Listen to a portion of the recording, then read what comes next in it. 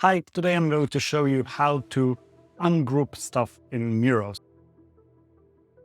Let's get on with the topic. As you can see here, I have a lot of sticky notes visible here. They are not grouped, so I'm going to highlight them and group them, boom.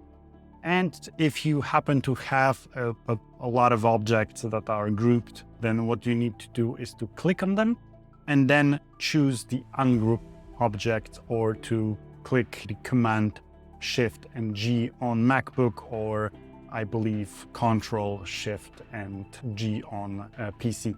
So in order to do that, I'm going to click, boom. As you can see, my sticky notes are not grouped anymore. So this is how you ungroup in MIRO, in case you wonder.